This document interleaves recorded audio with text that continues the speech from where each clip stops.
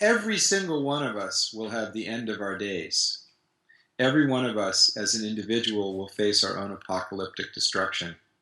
Every one of us will lose our bodies at some point. Every one of us will face Judgment Day individually. So the question you're asking, though, is a different question than relating to our individual termination, but the possibility of, through human ingenuity, ending all life on the planet Earth. The interesting dimension of that question is we are presently the first generation that has to decide whether we will be the last generation. We don't have to look into the future to answer your question. It exists already. If there have been numerous computer errors that have made it appear as if there were full-scale launches of nuclear arsenals. In the autumn of 1983, Stanislav Petrov stood in front of the computers in Moscow, and it appeared as if there was a full-scale American launch. The computers made an error. He was a computer engineer. He didn't trust them. He broke his protocols and didn't pass the information up the chain of command because he knew there would be inadequate time to decide reasonably whether the Soviet Union should launch its arsenal before it was hit by an American attack. The speed at which decision-making must take place now is increasing because of the speed of computers. So as artificial intelligence increases in its efficiency, the speed of human decision-making will have to increase, and thus the likelihood of mistake will increase. So actually, in many ways, the incompatibility of cyber world or artificial intelligence or the computerized amplification of the human mind and weapons of mass destruction will lead to destruction. One of them has to go. I don't think it's a good idea to get rid of artificial intelligence capacity, computers, and the cyber world. It's imperative that we get rid of weapons of mass destruction as fast as possible. Another example would be William Perry, former Secretary of Defense of the United States, spoke at the United Nations a few years ago, and he talked about a perception of a full-scale Soviet launch. And what had happened was a sensor was put in our satellites, and the sensor could not distinguish between a sunrise and the flash of light from a missile. Thank God the human element came into play, and Mr. Perry called the radar facilities in Greenland and Alaska, and they said there's no launch.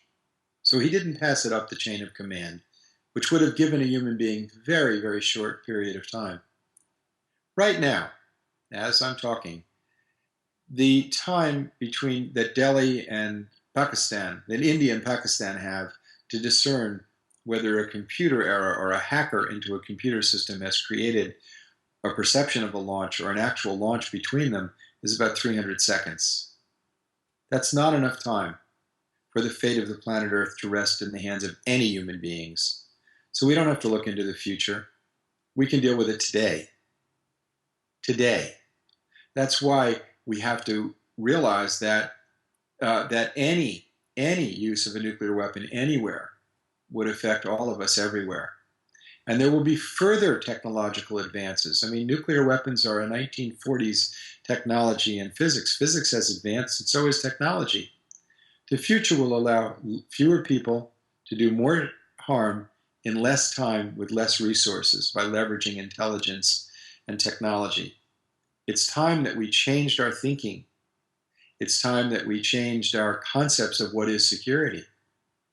You hear so-called realists talking about the inevitability of states always treating each other in a competitive mode, as if that's the natural order of things, as if this is the nature of states always have to do this. Business doesn't work this way. Business is working globally and seamlessly. Finance doesn't work that way. Our financial systems are integrating very rapidly. Communications is not working that way. You and I are talking across the globe, taking a lot of social cooperation to attain this level of technological capacity. And yet our security establishments are operating as if we were still city-states. It's time that the militaries got over it. We can't allow them to put our future at risk and to continue to use technology to make means of destruction. It's no longer sustainable. There are real threats that exist presently that have to bring us together, not in some distant future. We have a need to cooperate to protect the climate. It's not the Turkish climate or the American climate.